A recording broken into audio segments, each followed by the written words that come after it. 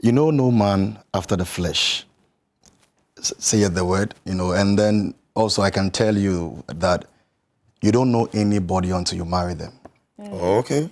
That's why you have people having a very long relationship in terms of dating for 6 years, 7 years. They marry and 3 months they are divorced. They marry and 1 year they are divorced, and you are thinking, what happened?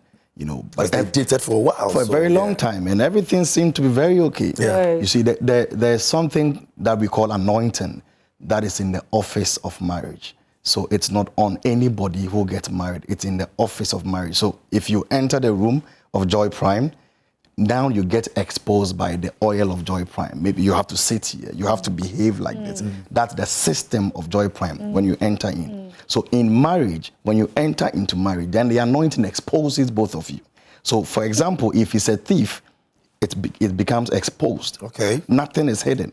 So you learn to understand the person that you have agreed to spend the rest of your life with. It's the most hardest work in life, marriage. To understand the character, the nature of the person. So yeah, people marry 30 years and they still divorce. 20 years. They were marriage counselors. There are people who are divorced today who were marriage counselors and wrote books. You've heard some of the stories. Yeah. Oh, yeah. And then the next minute... Megan Good and Devin Franklin, for instance. Exactly. And then the next minute they are divorced. Yeah. So you see, it's an everything. People evolve. Orientations and socializations of people form the perception they have. You understand? So as you're growing, you need to understand that there's no character or attitude that is static.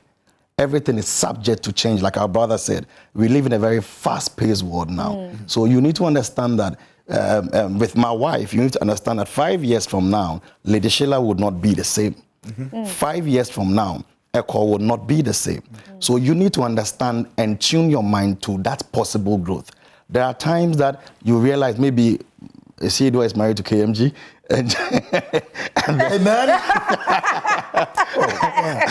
You didn't see it, man. Prophet, what's an example? No, I'm just saying. Our wedding is coming. And you see, and then you realize that you marry the man. Initial stages, perhaps, he had a certain job that brings him home at 6 p.m. Then he gets busy. He's coming home at 10 p.m.